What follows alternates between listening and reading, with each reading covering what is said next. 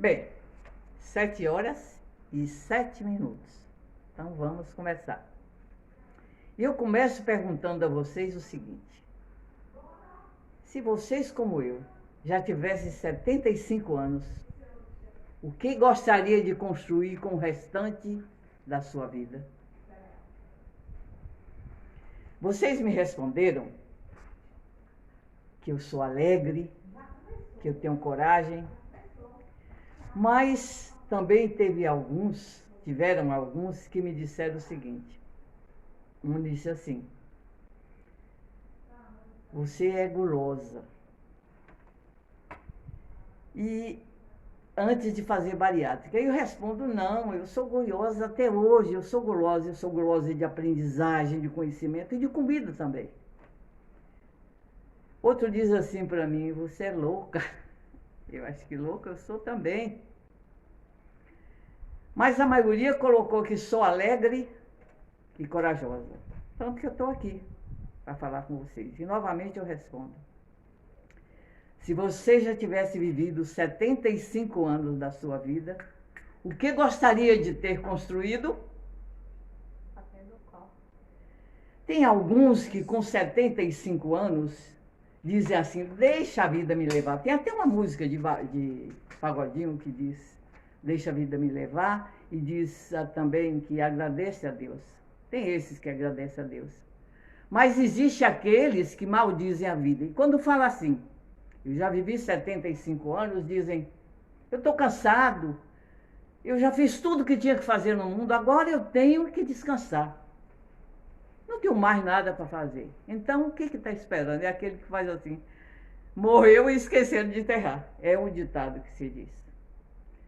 Bem, para esses, eu não vou dar importância. O que eu quero é o outro lado da vida. É para aqueles que querem construir, para aqueles que querem alguma coisa da vida, que acham que agora é que está começando. Porque já trouxe tanta aprendizagem que agora é que é hora de começar a vida. Então, eu diria o seguinte: pode até parecer arrogante dizer que eu sou feliz, que eu não tive problemas, que a minha vida foi sempre um mar de rosas. Não, eu tive muitos entraves na vida, entraves que eu tive que superar. E hoje eu me considero uma pessoa vitoriosa. Talvez por pura intuição mesmo. Durante a minha vida, eu consegui encontrar nos problemas uma forma de aprendizagem. E eu vou contar um pouquinho da minha história para vocês. Então, reparem, eu fui uma aluna que você fala assim: foi uma aluna boa? Não, eu era uma aluna mediana. Era tão mediana, talvez, na realidade, eu tinha uma ideia de que eu era burra. Porque me botaram numa escola chamada Banca, que era o terror, professor Estevam. Não sei se algum de vocês se lembra de professor Estevam, mas para quem não recitasse aquela tabuada, ganhava bolo de palmatória. E minha mão inchava de tanto bolo de palmatória, porque eu não conseguia aprender aquela danada da tabuada, recitar aquela danada. E até hoje eu tenho dificuldade, e ainda bem que existe as calculadoras. Mas aconteceu uma coisa interessante. Quando eu fui para Caetité, com o ginásio, que a gente fazia admissão, eu falo de ginásio porque na minha época era ginásio. Eu tive um professor que era catedrático de lá de matemática, o professor Hieron. E esse professor, com ele, eu passei a ser sua assistente. E eu tinha tanta facilidade com a matemática, que quando ele explicava, eu já estava botando na frente o que ele estava fazendo. Então ele me chamava sempre. Tinha alguns outros alunos que ele também chamava, mas eu era também uma daquelas preferidas do professor. Então eu descobri uma coisa: eu não era burra. Porque criança tem intuição, criança é criativa, criança é inteligente, é sábia. O que acontece com a criança é que ela é tão reprimida, bota tantos conceitos na sua cabeça, que ela acaba acreditando que ela é aquilo que estão falando. Então, eu não fui essa criança burra. E o que eu pergunto assim, o que que aconteceu com aquela filha de Lacides que morava na Rua Grande, lá naquela casa feita de adobe? Aquela menina, filha de Marieta e Lacides, que carregava a água, que ia ali na ponte, botava água na cabeça e abastecia a casa antes de ir para a escola. Aquela ponte, aquela escada me parecia enorme. Hoje, a hora que eu chego lá, eu acho tão pequena, eu falo, pô, como é que eu enxergava essa ponte tão grande? E eu subia ela. Aquela menina também, que ia para o rio lavar a panela, na gamela, levava aquela gamela cheia de pratos e panelas e areava. Não sei se vocês também fizeram isso, mas eu lavava aquelas panelas todas com areia, não tinha bombril.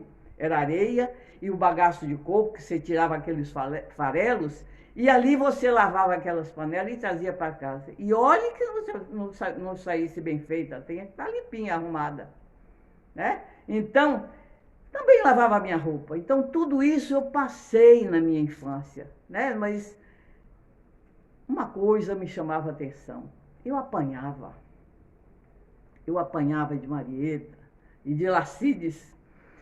Eu já apanhei de Marieta com bainha de facão, porque eu corria, eu me escondia dela e fazia uma bocada de atrapalhada, e ia para o rio tomar banho. E na época de umbu, eu me sumia nos matos atrás de umbu. Então apanhava, quando aparecia, quando Dona Marieta aparecia, eu me escondia debaixo da cama, em algum lugar. E palmatório também de seu Lacides, a gente apanhava. Mas pai, pelo menos, ele fazia o seguinte, ele dizia, perguntava, porque você sabe por que você está apanhando? Ele tinha dessa, né? Então vai apanhar por isso, explicava por que é. Bons tempos. Então, eu tenho saudade até, se falar assim, você apanhou, doeu essa bainha de facão que você apanhou? Não, não doeu. Porque são lembranças que eu trago hoje como uma aprendizagem. Eu era danada. E a forma que o pai da gente, que a mãe às vezes tem para educar naquela época, e às vezes hoje muita gente, é porque é essa que a gente aprendeu, é essa que a gente sabe. Agora a gente pode melhorar, é claro.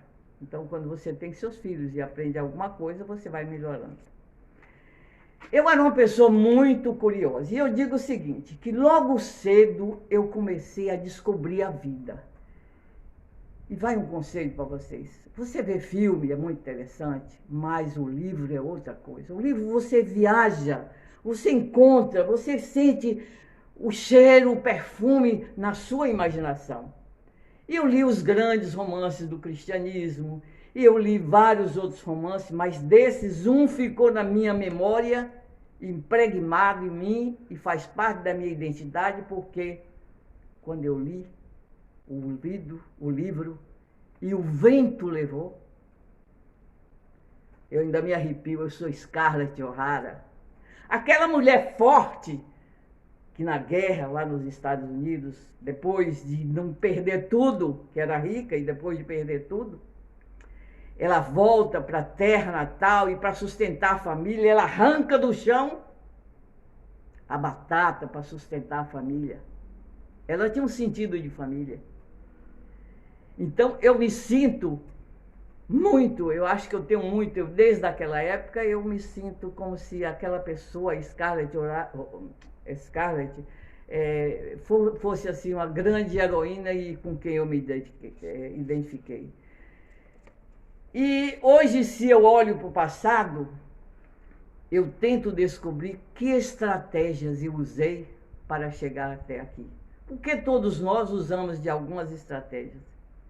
E eu vou buscar minha aprendizagem exatamente nas estratégias que eu consegui, como eu disse, por pura intuição, descobrir durante a minha vida.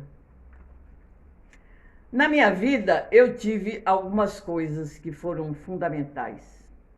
Ela é dividida em algumas partes. Uma vida foi quando eu fiquei viúva e vim para Salvador. Então vamos ver o que aconteceu com aquela menina. Ela saiu, veio para Salvador, ficou viúva com 2 filhas, a mais nova tinha 6 meses, e aí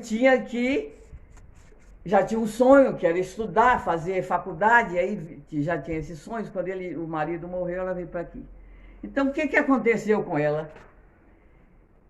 No que ela veio para estudar, passado um período, ela se casa. No que casa, ela tinha uma pensão do marido, uma boa pensão, que ele era agente fiscal, ela perde essa pensão. E aí fica mais difícil a vida, porque 2 anos depois do segundo casamento, ela separa e aí vai ter que sobreviver daquela pensão que era de professor primário. E mesmo depois que ela terminou a faculdade, depois que eu terminei a faculdade e que fui chamada para a Universidade Católica, onde eu ensinei até 2002, e para a Fundac, Fundação de Criança e Adolescente, aquele salário ainda não dava para sustentar a família. Porque eu acreditava sempre na educação. E meus filhos foram estudar no melhor colégio que é na época, que era o Marista. Imagina você hoje quanto se paga por uma escola particular. E eu tinha que pagar para 3 filhos. Então o salário não dava. O que eu fiz? Eu aprendi com minha mãe a costurar. O que eu podia fazer? Eu costurava nos horários de almoço, à noite, nos finais de semana. E acontecia o seguinte, todos os lugares que eu ia com minha sacolinha para vender aquelas roupas. Isso completava mais ou menos a renda familiar. Esse foi um fato que aconteceu. Então, veio uma segunda coisa que foi o seguinte, eu diria, então, como essa primeira foi a perda, a segunda situação da minha vida foi a indignação. Por que indignação? Porque eu me formei em psicologia e fui trabalhar com adolescentes, crianças e adolescentes. E aí eu vi o que é o horror, o que é o início da faculdade da delinquência. Porque naquele local tinha crianças de todas as idades, com todo tipo de problema. E como psicólogo eu tinha que fazer um diagnóstico da situação. E eu descobri que aquele diagnóstico só servia às vezes, muitas vezes, para o diretor, o mais rápido possível, mandar aquela criança para algum outro local, ficar livre daquela criança ali naquele local, que era chamado centro de triagem. Então, eu sempre tentando ver o que era a vida, pensei em alguma coisa que pudesse mudar. E aí tornei mudar uma outra estratégia. Eu resolvi fazer o seguinte, pegar aquelas crianças, aqueles adolescentes, reunir para conversar com eles. Eu não sei bem o que eu conversava, mas eu sei, quando eu vejo um cara chamado Rick, se vocês inclusive procurarem aí na internet e procurassem o ex-vendedor de água mineral no Rio de Janeiro, vou encontrar a história desse cara, que é uma história fantástica. Não é que eu seja igual a ele, pô, o cara é genial, mas eu acho que eu levava para as crianças e adolescentes uma ideia de que tinha que encontrar uma forma de trabalhar, uma forma de fazer alguma coisa. Mas aquelas crianças passavam ali pouco tempo, então o que eu fiz? Eu peguei e construí, fiz um projeto, né, pensante, criando, sonhando, porque o sonho estava sempre na minha vida, faz parte da minha vida sonhar, até agora eu disse. Então eu sonhava com aquelas crianças em outro lugar, queria de qualquer forma tirar aquelas crianças dali. Então peguei e fiz esse projeto na Fundac, Fundação da Criança e do Adolescente. A diretora achou interessante, levou para a Secretaria de Saúde, que levou para a SUDIC e que levou para o SENAC, e de repente fez o projeto e foi aprovado, e veio professor de lá, instrutor de lá de São Paulo, e deu para a gente as instruções de como ser instrutor de costura. Eu fui ser aluna para ser professora, deixar de ser psicóloga para ser professora de costura. Porque eu achava o seguinte, e no projeto tinha uma finalidade. A finalidade era que as mães e as crianças tivessem uma forma de renda, que aprendessem a costurar. Na época estava assim, o pessoal daqui da Bahia, de Salvador, exportando. Então havia um movimento muito grande, então havia a possibilidade do pessoal aprender e participar desses projetos de exportação. E aí terminou o período de curso, eu aprendi, aí a gente montou uma oficina, compramos máquina, a Fundac comprou máquina, eu instalei junto com o técnico as máquinas e aí começamos a ensinar as crianças. Foi um período muito interessante porque além de ensinar todas as técnicas, desde modelagem, a costura, etc., a gente tinha a oportunidade de conversar sobre a vida. Isso era o mais importante. E algumas devem ter, depois eram meninos que aos 18 anos iam embora, a gente não sabe. Mais um ficou comigo. Ele fez 18 anos e foi trabalhar comigo. Lá ele aprendeu a limpar roupa, depois a costurar, depois ele aprendeu mecânica e aprendeu serigrafia. E de repente ele também hoje não é mais meu funcionário já há algum tempo, mas ele é um terceirizado. Ele me presta serviço, a mim e a muitas pessoas de Salvador. Bem, essa foi uma da indignação que eu tive. E a outra coisa que me impactou a minha vida, já disse que foi a perda, a indignação, que foi isso, e a outra foi o compartilhamento. Uma coisa estranha, como é que uma pessoa que vem do Ceará compartilha comigo alguma coisa? Aconteceu. Também está ligada à criança e à minha indignação por aquele local. Então, chega aqui do Ceará uma senhora com 4 filhos, querendo internar os seus filhos. Lá na Fundac, todo mundo sabia que o horror que eu tinha, que eu queria que nenhum menino fosse internar. E me chamaram, sabia que eu já costurava, já tinha aquilo, o que fazia com aquelas crianças para não internar. Então, eu chamei a mãe e conversei, olha, mostrei toda a situação, o que era, aquelas crianças ali que perdiam a identidade, ficavam longe dos pais, estava misturado de criança que às vezes se perdia, pessoas que às vezes, adolescentes que vinham do interior, acontecia muito, pessoas que traziam, pessoas que moravam no interior traziam para a cidade, e de repente as pessoas se perdiam, que não sabiam para onde é que ia.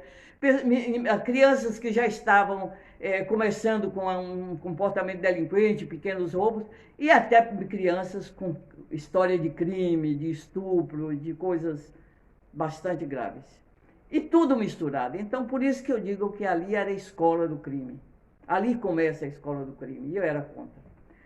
Tudo isso eu mostrei para a mãe, e ela falou, eu não tenho como fazer nada, eu não tenho como sustentar, eu não tenho comida para dar essas crianças, não tenho como fazer, eu não tenho nada, eu tenho só máquinas para costurar.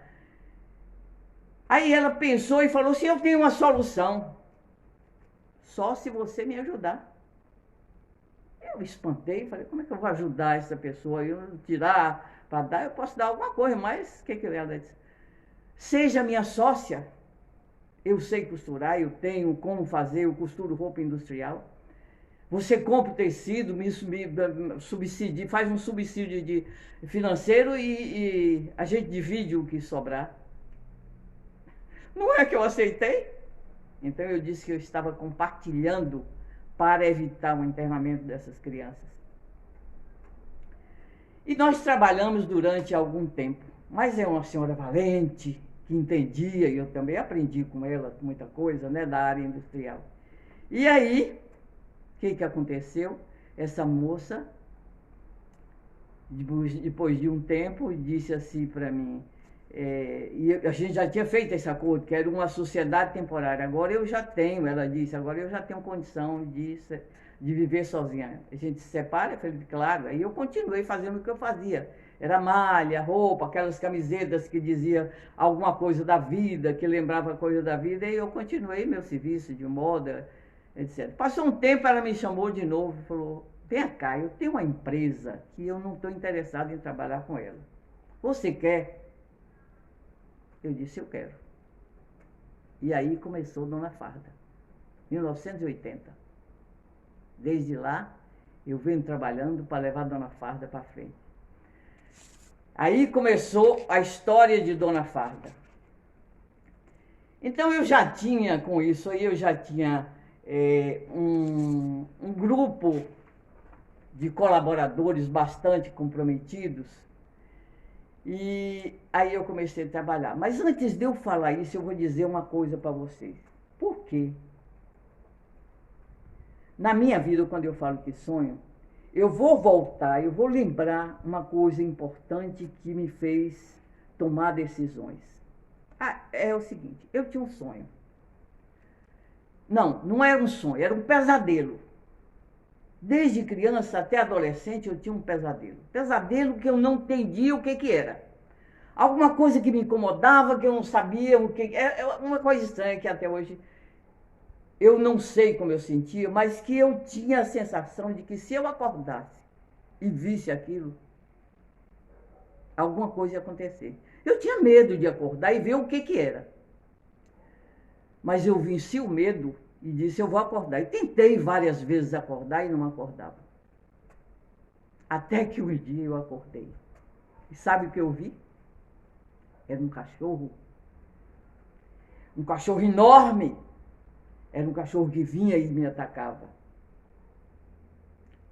E aí o dia que eu descobri quem era esse cachorro, o que era esse cachorro, eu tive que me armar para me defender.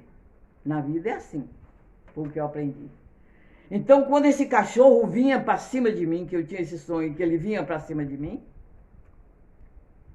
eu pegava esse cachorro pela mão e rasgava a boca do cachorro. E aí foi uma coisa importante, o meu estado emocional de descobrir que as coisas que vinham pela frente não deveriam impedir os meus sonhos. Os atropelos que eu tinha que ser superados. E com isso aconteceu uma coisa importante, outra coisa importante na minha vida de empresária. Eu já tinha fábrica. E apareceu uma licitação. Eu era pequeno, tinha uma fábrica, tinha bons colaboradores, como tenho até hoje, mas era pequena. E eu fui concorrer com os grandes daqui de Salvador. Para concorrer, como eu me preparei, lembra do cachorro? Me preparei, tinha coragem, tá, etc., para enfrentar o cachorro, e eu venci aquela batalha. Eu me preparei, só um momento. Eu me preparei para entrar nessa licitação, porque eu sabia que era os grandes. Eu tinha, inclusive, esperança de ganhar alguns itens. Então, o que eu fiz para ganhar? Eu fui buscar ajuda de algumas pessoas. Então, aprendi como é que fazia custo, onde é que tinha a matéria-prima, quem era o fornecedor, como é que ele deveria fazer comigo. Aí, eu estava armada. E fui para a licitação. Pensei, como eu disse, de ganhar um item, 2 itens, já era bom demais, que era uma licitação muito grande. E sabe o que aconteceu? Eu só não ganhei um. O resto eu ganhei todos. Imagine o tamanho. Era roupa demais para a Secretaria de Saúde. Lençóis, roupa de pijamas, tudo para a Secretaria de Saúde para distribuir no estado inteiro. Foi um espanto. O que fazer? Aí, vamos ver o que fazer. Mais uma vez o cachorro, e eu vou lá fazer o que eu vou fazer com esse cachorro, vamos ver então. Então, pronto, liguei para os fornecedores, sabendo que eu tinha, para dizer que eu ganhei a licitação e que agora a gente ia fazer a compra do material como a gente já tinha acordado. Só que eu recebi uma resposta dizendo que só à vista, não era esse o nosso contrato anterior. E aí também eu descobri que aqueles grandes que concorriam comigo não acreditavam que eu ia entregar. Então, acho que entraram em contato com esses fornecedores para dizer que eu não teria condições de entregar esse material. E aí eles não me entregaram. E o que eu fiz? Apareceu lá na minha fábrica pessoas, alguns segundo, terceiro concorrente. Você sabe que quando um desiste, o outro entra. Então, você desiste. Teve algum até que me ofereceu algum dinheiro para eu desistir, né? E eu não sou de desistir. Eu primeiro tinha que ver o que fazer. Então, eu sabia, eu já tinha feito a cronometragem do tempo, o que eu gastava com tudo aquilo, como fazer. Só não tinha tecido e nem tinha dinheiro, só tinha um apartamento. E aí eu peguei e fiz o seguinte, eu fui para Belo Horizonte, peguei o ônibus, fui para Belo Horizonte, peguei o ônibus, fui para Pernambuco, e em Pernambuco eu encontrei uma pessoa, uma fábrica que fabricava o tecido. Porque o detalhe, quando você faz uma licitação, você tem os itens de conformidade que você tem que entregar exatamente aquilo que você colocou na amostra, né? Então eu tinha o tecido que tinha tal gramatura, que tinha tal trama, que tinha tantos fios, etc. E aí eu fui para Pernambuco mostrar com a amostra do tecido, o cara molhou lá, tem tantos por tanto de fios, já me esqueci o tanto de fio na época. E aí ele disse, eu fabrico, você me dá metade do dinheiro e depois você me dá o restante quando terminar a concorrência, quando terminar o resultado. Aí eu aceitei. Só que eu aceitei, mas cadê o dinheiro? Eu só tinha, como eu disse, um apartamento. Aí entra assim, aí entra parcerias.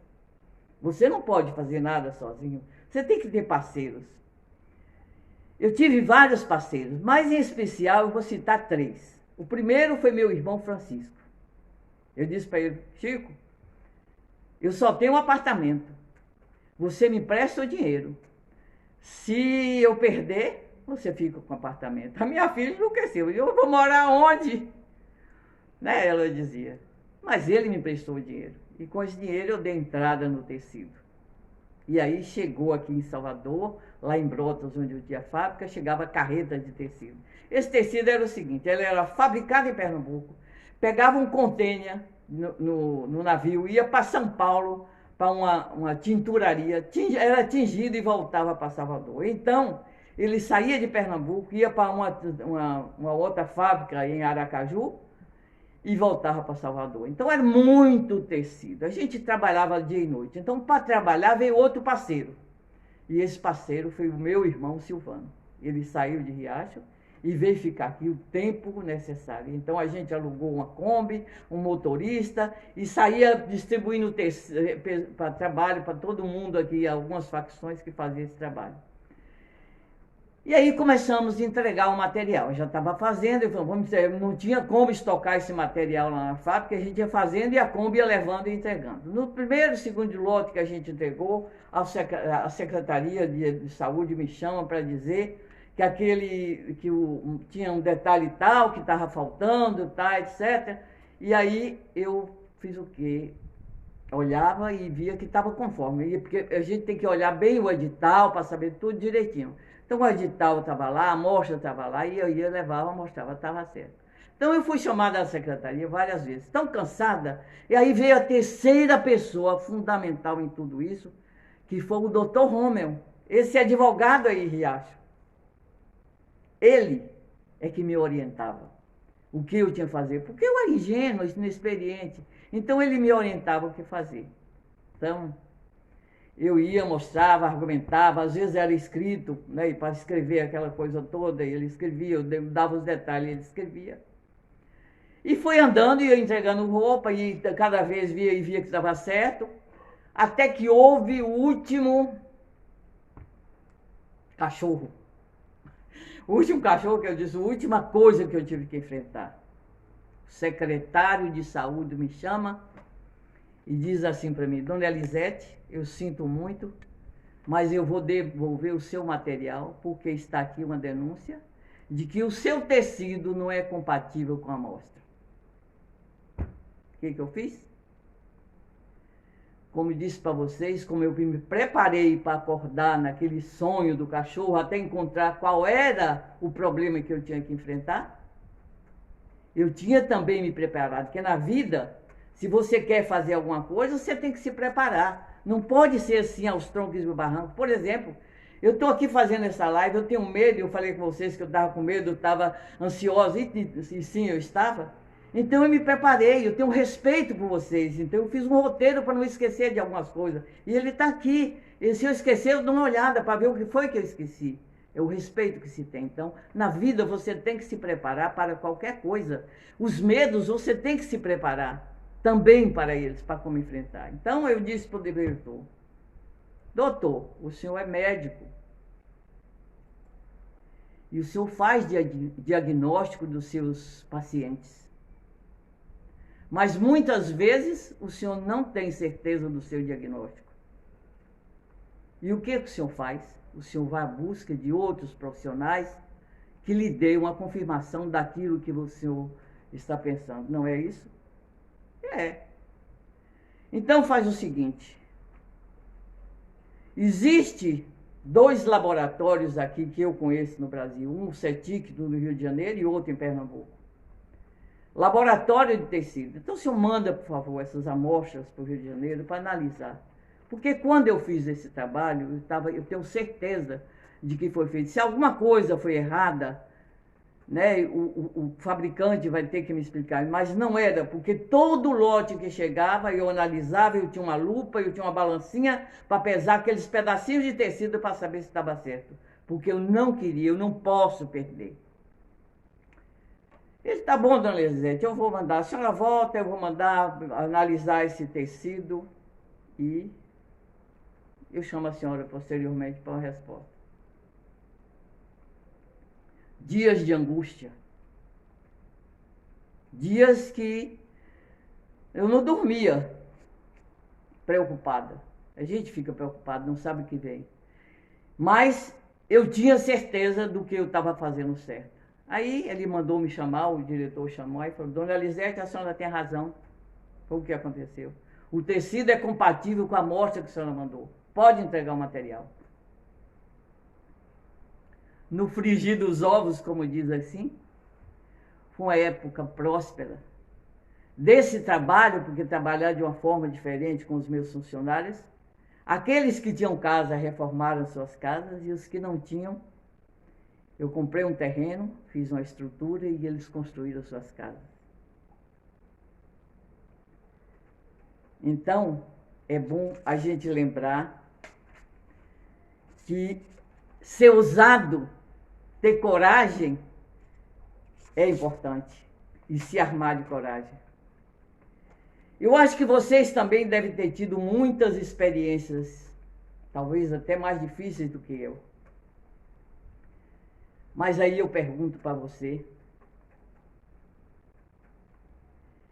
como está a sua vida hoje? Qual a sua história de superação?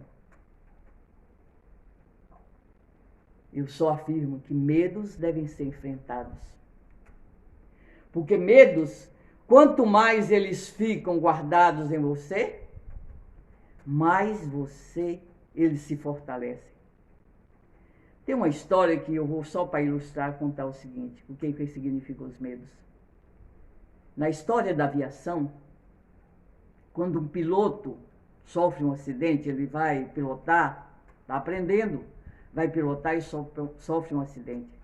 Sabe qual é a primeira providência? Qual é o primeiro procedimento da aviação? Coloca esse piloto para voar. Por quê? Porque quanto mais demora o tempo, mais a sua cabeça, aquele medo aumenta, ele aumenta até que lhe deixa paralisado e você não vai para frente. Então, muitas vezes, você tem que realmente começar a enfrentar os seus pequenos medos para chegar aos seus grandes medos. Eu quero agora falar um pouquinho sobre gratidão. Por que eu vim falar isso hoje? Por que eu falo de sonhos? E eu vou falar de gratidão pelo seguinte, hoje eu estou fazendo aqui uma declaração. Eu acho que eu estou recebendo mais hoje do que dou. E eu não estou falando de dinheiro. Eu estou falando de gratidão mesmo. Gratidão por Riacho de Santana. Então, muitos como eu saem de Riacho de Santana, aprendem, têm várias experiências. E quantos de nós voltam para partilhar com os outros o que temos? Mas eu também pergunto, os que nós temos aí em Riacho de Santana, quantos aprenderam tantas coisas e às vezes não partilham? Eu acho que Riacho de Santana é uma cidade rica, cheia de coisas para ser partilhada. E eu vou novamente contar uma pequena, para ilustrar uma pequena história da gratidão e do que é o compartilhar. Eu não sei se essa história é com um plantador de café, é de cacau, é de arroz, qualquer coisa dessa. Mas tinha um cara, um homem, o sentido da história é esse. Tinha um homem que tinha uma plantação de café. E aí ele começou, era bonita a sua plantação, todo mundo queria o café dele, era o melhor da região. E aí ele passou a dar as mudas do café para os seus concorrentes, aqueles que viviam ali junto dele. E todos começaram a plantar e ter café tão bom quanto o dele. E aí perguntaram para ele, numa certa ocasião, olha, você tem um café tão bom e você está dando aquilo que você sabe para o outro, ele vai fazer seu concorrente. E ele disse, ele não é meu concorrente, ele é meu aliado. Porque se eu não dou a ele a muda, ele vai plantar uma muda ruim. vai dar uma praga. A praga lá vai alastrar no cafezal dele e acabar com o dele, mas vai vir para o meu também. Então, se eu partilho com ele, eu ganho e ele ganha. E eu acho que é assim a vida. E essa é uma premissa que eu tenho comigo. Eu sempre tive que quanto mais eu dou, mais eu recebo. Aliás, já tem aquele dando que se recebe. Como eu disse, às vezes eu me perco aqui no coisa e eu vou fazer uma abordagem a Riacho de Santana. Então, o Riacho de Santana é uma cidade rica. É uma cidade com muitos talentos. De Riacho sai coisas maravilhosas, sai doces, sai imagens, sai gente que sabe tocar, sai gente da pintura, sai gente da ciência. É uma cidade rica. É uma cidade que pode ser próspera. Isso é sonho. Mas esse sonho não depende de poder público. Isso depende de você. Depende de mim. Depende de nós. Porque sonhar é uma coisa importante e aqui eu vou ler realmente alguma coisa. Eu tive o privilégio, porque eu sempre, quando diz, eu li, eu participei de muitos cursos, mas eu tive o privilégio de assistir uma palestra em São Paulo de Tony Robbins. Tony Robbins é um escritor, é um palestrante, é um coach. E ele esteve no Brasil 2 vezes, em 2019 ele esteve em São Paulo e eu tive o privilégio de assistir. Então ele disse o seguinte, e eu vou ler exatamente o que ele disse. Eu vou ler. Nós vivemos de emoções, ainda não é ele. Mas ele diz o seguinte, e é para a gente refletir. Emoções são o recurso supremo. Sinta seu coração. Relembre os melhores momentos da sua vida e projete no futuro. Todas as respostas estão em nossa vivência, nas nossas emoções. Enfim, no nosso coração.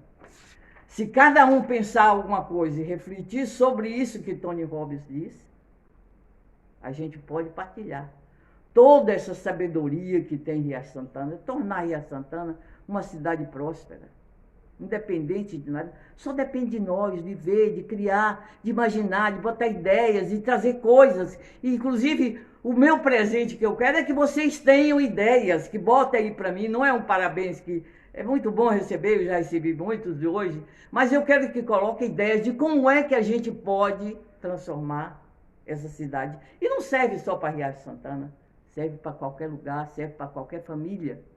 Como é que a gente pode partilhar os nossos conhecimentos, as nossas experiências, juntar a minha com a sua para transformar isso numa coisa, num mundo melhor, porque hoje a gente está precisando de um mundo melhor.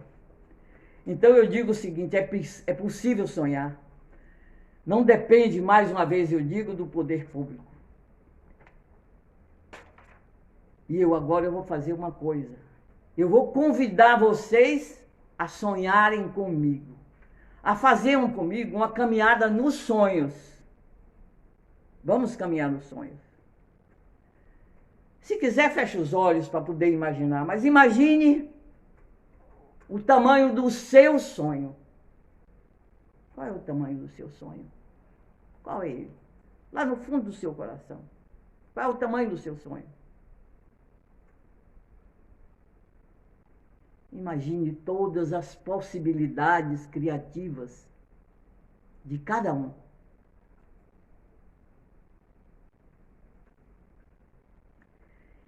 Imagine juntando tudo e sendo compartilhado.